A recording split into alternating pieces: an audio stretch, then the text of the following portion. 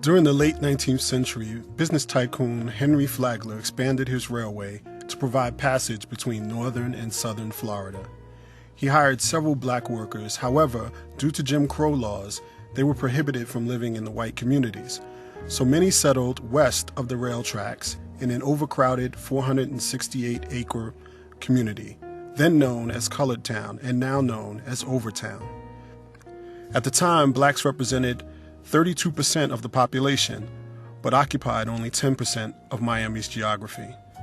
Overtown is bordered on the north by Northwest 21st Street and Northwest 20th Streets, to the south by Northwest 5th Street, to the west by Northwest 7th Avenue, and to the east by Flagler's now sparsely used Florida East Coast rail tracks.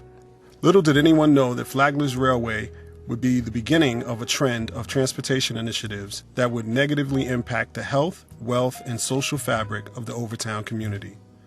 In 1955, the Florida Department of Transportation, FDOT, began constructing Interstate 95.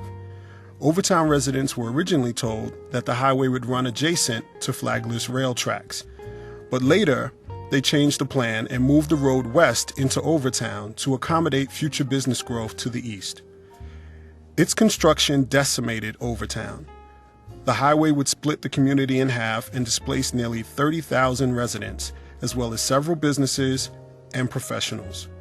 14 years later, Interstate 395 was constructed as an east-west corridor and split what was left of Overtown in half again.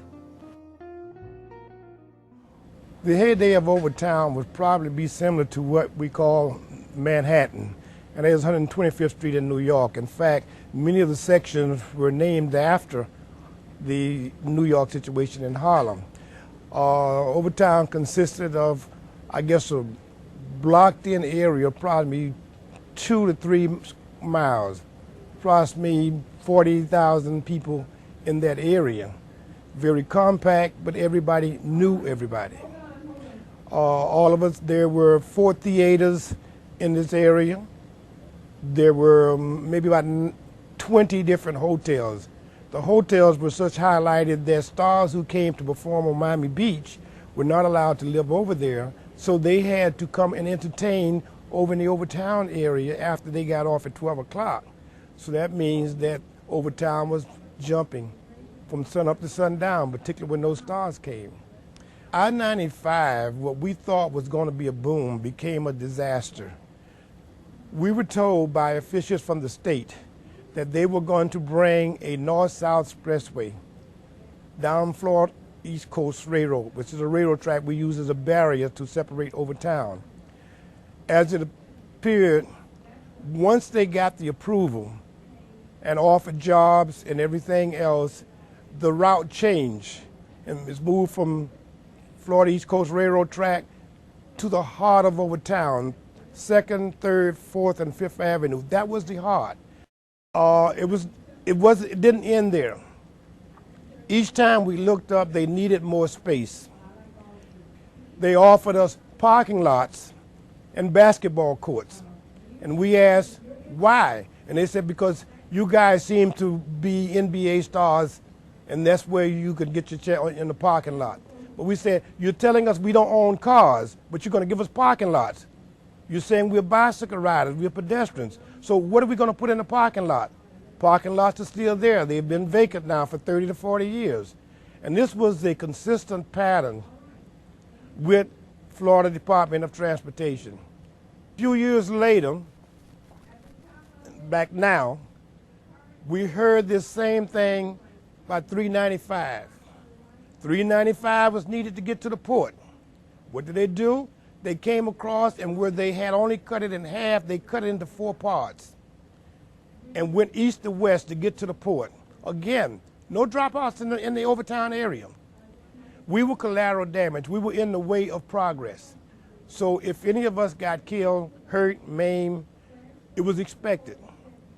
I came up between 6th and 8th Street and 2nd, 3rd Avenues back in from like 71 to maybe 75 when we was pushed out by eminent domain, which the city bought that lot from, I don't know who the person was that owned the lot, but we was pushed out and the buildings was torn down. There was daycare centers over there, a laundromat, stores, shoe stores.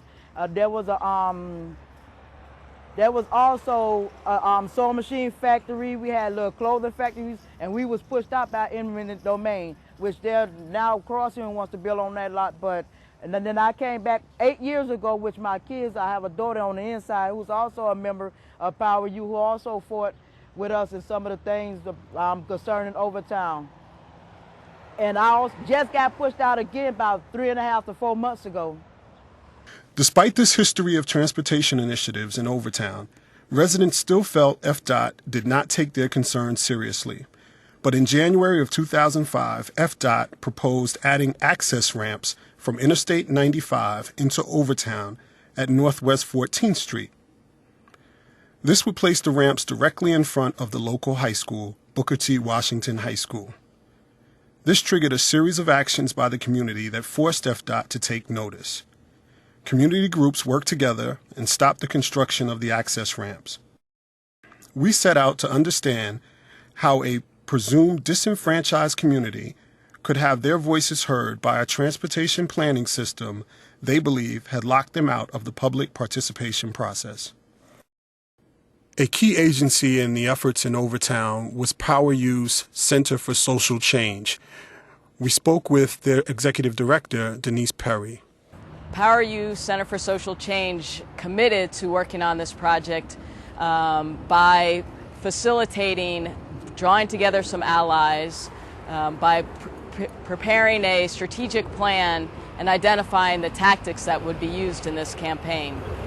So initially we started out by doing some petition signing, which gave us complete and direct impact with the community to talk with them one-on-one about how they felt about the project. After talking with over 300 residents, we were very clear that we were on the right track, that this project was not for this community. We're working in the Overtown community because it's a historically black neighborhood, and these communities are going to be extinct across this country under the political pressures that are happening called gentrification. One of our major campaigns was to stop the 14th Street ramp from being constructed in front of Booker T. Washington High School. And this had a couple of important ramifications. One, to prevent very unsafe conditions for a very pedestrian-friendly community, and from the students who come and go from Booker T.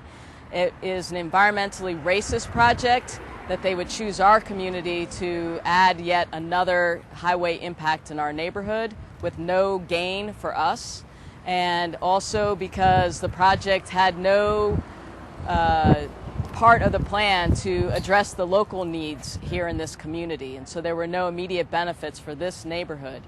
We also believe in leadership development, so the people who were out front were the people immediately impacted by this problem. We believe that that's critical. The relationship building came with them being able to participate in the decision making, the strategy decisions, and putting together tactics. The Overtown ramp came about 2 years ago, February of 2005. They wanted to build this ramp to ease the crowdedness and the traffic on Biscayne Boulevard. But when I came in about almost 2 years ago, I had done a protest with the Power Youth Center, the Miami Workers Center, St. Francis Xavier Catholic Church, and other affiliates that came out and fought with us, such as the Booker T alumni, because it's a dangerous thing for students of Booker T, pedestrians, and others that use the part over here by Booker T to get back and forth to school. We got a lot of little children also play over that way by the park. There's a park over there, Gibson Park, and that's a very dangerous thing for the students and the kids over there that walks back and forth from school every day. You also have Frederick Douglass Elementary that sits that way, and it doesn't make no sense for that to be put up there because it's too much traffic already in Overtown, and we don't need that kind of extra congestion and traffic to come about in Overtown. On the 14th Street ramp, after we were able to pull together the Booker T Alumni Association, Reeves Clinic, and the current Booker T Washington students, principal, and teachers, we felt as though we were ready to step out and to create a media campaign of which Power U took leadership in, and that was contacting the press, making a story out of this that the press would cover, and then understanding that this put the issue in the public appeal for us to then draw additional support and alliances. A campaign that brought together key leaders in the community, built additional allies, focused on key demands, created a strategy that involved everybody, but also everybody at what they were willing to participate in, the levels that they were comfortable in, and creating a set of demands with a purpose whose purposes addressed everybody's issues and why they were opposed to this project. While it was clear that the project would have a negative impact on the youth of Overtown, it should also be clear that the students spoke up for themselves. The students played a major role in turning this whole project around. The demonstration that was held out front in front of the school, those students helped put together some of the signage that you see people holding. The students, as you'll see in the video, were walking up and down the street. The teachers, myself being a social studies teacher, we were giving the students lessons on activism, civil, how you conduct civil active participation in trying to go against projects that may already be down the road, as this project was. The ESAC committee sat and we met, and it's a committee or a council composed of teachers, members of the community, students, as well as some of the faculty here at Booker T. We all sat around the table and met a number of times trying to determine what action we would take in order to determine an impact, or whether or not the project did impact the school. Well, as we delved into it, we found out that the ramp was going to go directly in front of the school. The north entrance is the only entrance for children at the school to come into. And when we found out that the ramp would go straight across that north entrance, the first thing that came to mind was the health, safety, and welfare of our students. The ESAC decided that we would draft up a resolution, and that this resolution should clearly state that we were directly opposed to any new I-95 project that would come directly in front of the school because of the hazard that it would pose to the children. Once we had drafted this resolution, our next step was to take the resolution to one of the governmental bodies here locally within town, and that's the Civilian Transportation Advisory Council, better known as CTAC. Now, what we began to do is to go up the chain of command, if you will, by having CTAC adopt the resolution, and then next having the Metropolitan Planning Organization adopt our resolution. We felt that once we had accomplished that, we could then have one of the county commissioners in the local area that was in charge of this district where the school is located, have that particular county commissioner go ahead and convince her fellow commissioners that it was in their interest as well to oppose the project. Commissioner Edmondson decided to hold a town hall meeting here in Overtown to determine whether or not the community felt that this would negatively impact them. She was hearing from the school that it would negatively impact the school, but she then wanted to hear from the community at large. Now we're looking at the situation where some of the students stopped me recently, and this was like maybe about a year maybe now, and indicated that they're doing it again. And the more we listen to them with the ramps, the more we realize that these are the same people, maybe not personally, but these are the same people who came into our community 40 years ago and said to us, we're here to help you. Simultaneous to the efforts of Power U and Booker T. Washington High School were the efforts of Jefferson Reeves Clinic.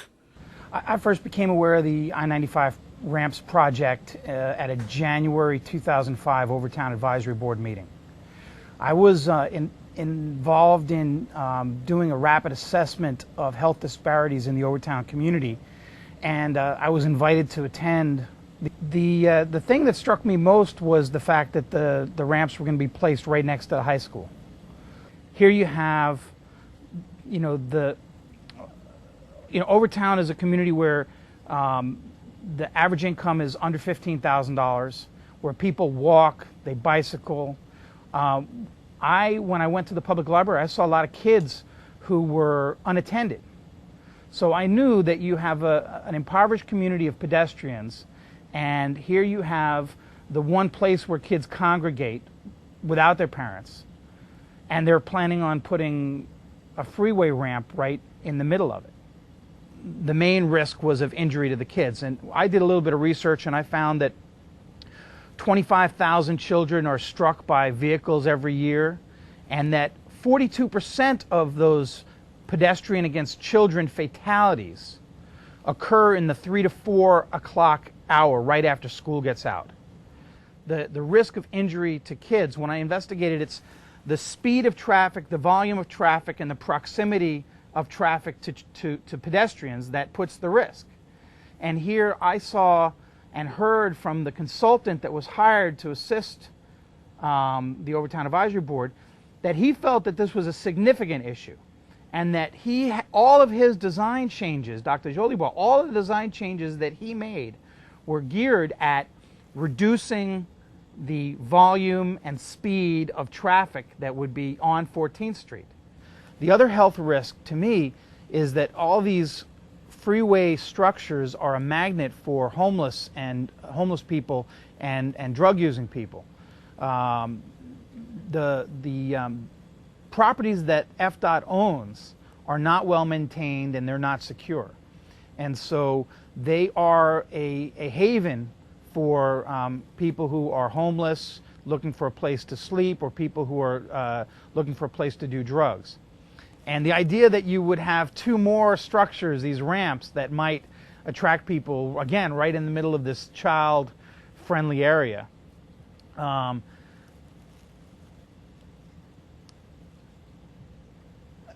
it just seemed absurd. The question still remained, how did this community become vulnerable to FDOT's plans? Ultimately, it's about a lack of power of the people who work and live in the community. And usually that's how things get done in communities that people don't want. The Department of Transportation have 4 to 6 different transportation projects going, but there are that many teams of consultants, one for each project.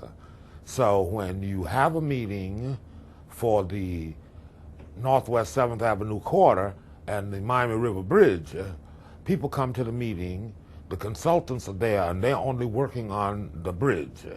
So they know nothing about the on and off ramps at 8th Street, the swing around at 9th Street, the 14th Street on and off ramp, nothing about 395 being raised or leveled or whichever direction they would go in.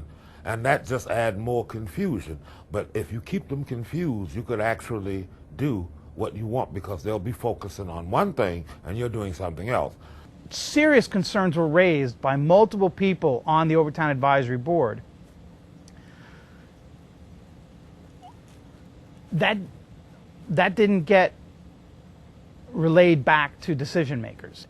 What they had said was that we're unhappy with this, we're concerned about pollution, air pollution, we're concerned about what this means for asthma, we're concerned about noise pollution, we're concerned about traffic.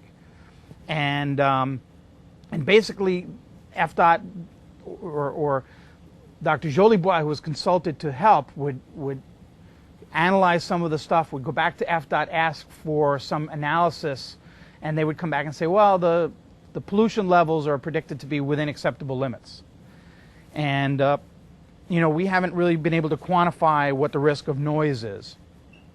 We, the Overtown Advisory Board, asked that they send in scientists to measure the output of carbon monoxide. Well, the community needed to have hired someone to do that, because they put the monitor at 14th Street and 9th Avenue. However, we wanted it monitored at 14th Street and 3rd Avenue. Parts per million at 14th Street and 9th Avenue prevented no health hazard. And that's, of course, true for the people that live there. Has no bearings on the people that live on Northwest 1st, 2nd, 3rd, 4th, 5th Avenue. No, but they didn't measure there. And we could never get them to do that at all. They knew that was a concern, and I think they just believed somebody read about carbon monoxide and they thought they were doing something. So let's satisfy them. We'll pacify them. We'll measure it a mile away. National Library of Medicine, they just finished a study in Southern California from Los Angeles to San Diego, where they follow up 3,600 children, age 8 through 18. They find out if you live next to a highway, somewhere between a quarter of a mile to half a mile to a mile, your lung function gets impaired. And that's really leads when you are an adult, we have lung problems, will be including emphysema, asthma. And this really study showed it didn't depend on the quality of air pollution in your community. All the pollutants came out from cars. Another potential hazard for Booker T. Washington students is the fact that the school is adjacent to the dilapidated Biscayne Chemical Company, which beneath it is a toxic site. Additionally, to the rear of the school is a power substation as well as the Metro Rail. One belief held was that there was a need for negotiation or a quid pro quo related to jobs. The Department of Transportation, when you say, we can't stop you, you have the power of eminent domain, and we can't stop you, but can we make a trade-off? We need jobs. The Department of Transportation tells you, we don't hire. We will hire a contractor, and they'll build the road. We will not actually be doing that. And the contractor has his crew. We can't tell him who to hire. They'll just make all these excuses when actually, when they do the RFP, they could actually have that as a stipulation. That local resident, 10%, 20%, 30%, whatever number that is comfortable with the community, could actually be based in the request for contractors. They could actually do that. They never do. They say we will make best efforts. Best efforts mean you won't work. That's what it means. The people who do live in the community are so impoverished that any thought that there might be a job to be had from a project, wakes people up. And so this constant promise of, we're going to give you jobs if you do this, that we're going to hire people from Overtown. Well, jobs is a desperate need that's always spoken about in Overtown. So when people are desperate for jobs and they come in saying they're going to bring jobs, people will listen to almost anything. When the proposal to actually build something that would have been perhaps in the benefits of the community, have the ramps but build it so narrowed down so that there would be slow traffic, curve it, even then I wouldn't have supported it. But it was a good faith effort by Dr. Jolibois. The FDOT project manager was just clear. Look, that would reduce the amount of traffic on the road, and there's no way that we would support a project that would reduce the traffic on the road. That was just a deal breaker, and that if they're going to do this project, then it had to be with the FDOT design, and that was the only way that these jobs were going to be brought to the community. FDOT's reluctance gave rise to the belief that this had larger implications. I'm Frank Rollison, and at the time that the 14th Street exit project was being considered, I was the executive director for Southeast Overtown Park West CRA and the Omni CRA, which are the community redevelopment agencies in this area of town. And it's kind of ironic, sitting right here at 14th Street on this side of the railroad tracks is where the Omni CRA is, starts in that area. And then Southeast Overtown Park West is this area that is south of the 395. So where we're standing right now today is not in either one of the CRAs, but this is a pretty good juncture to discuss this project because the activities that happen on 14th Street have an impact on the Omni CRA and have an impact on the Southeast Overtown Park West CRA. There's some goods and some bads with the project. The goods are that it certainly helps the Performing Arts Center to get traffic in and out of town and get back up on I-95. The bads are that it helps the traffic getting to the Performing Arts Center in and out of town. And who would suffer out of that lineage as we travel along 14th Street is Overtown. Overtown would take a hit on this side, and the Omni District would take a hit on this side as we're trying to improve the 14th Street corridor all the way through as a more pedestrian-friendly corridor. Right across the street here, you have the new restaurant that's opened up, Crew and Y. The idea being is that people can come to that restaurant and have a meal and be able to walk the corridor and go to the Performing Arts Center. And if you make this a traffic corridor as FDOT envisions, rather than a pedestrian-friendly corridor, you start to dampen the ideas of what we were trying to do. But aside from all of that, what came to me was the issue dealing with the kids that live in Overtown and have to traverse the 3rd Avenue and 14th Street as they come back and forth to school in the parks. And it just didn't appear to me that there was much consideration given to the children that had to walk this neighborhood. So what are some of the lessons that we can learn from this? We need to educate our youth. The problem is today's youth are not familiar with the heritage, the experiences that we went through. One of the primary lessons that I think our students took away from this whole adventure is that it's never too late. Because a lot of times when your urban communities are impacted with major transportation projects such as this, everyone tends to throw their hands up and say, well, you know, the government's going to do what the government's going to do. But what our students found out is that's not necessarily the case. For me, the lesson is that I need to be involved. You know, this community used to have many physicians who lived in the community, and now there are none.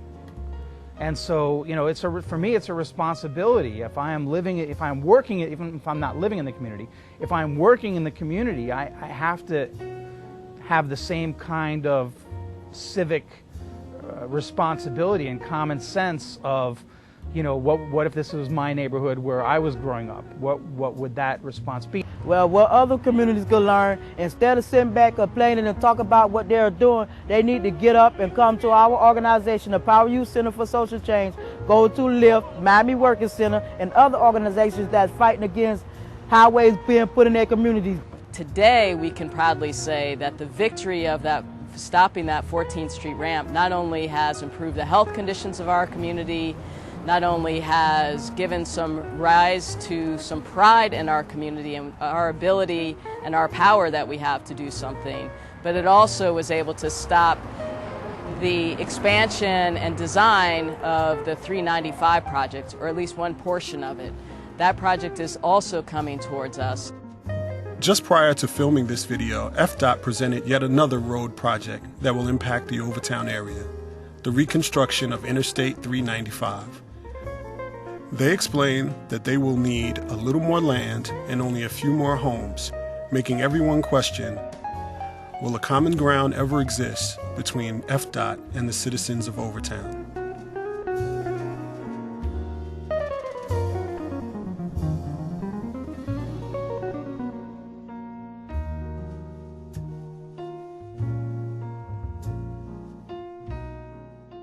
This whole project was being driven by the need to reconstruct I-395. And the building of those ramps were the prerequisite for the least expensive way to reconstruct I-395. But they didn't feel like they could say that to the community. People who want to bring these projects in can just mobilize resources because they have money. They just hire somebody and put, you know, like now for the 395 project, they've hired 2 people from the community, put them in an office, and they're there to tell people what a good job FDOT's doing and to promote their project.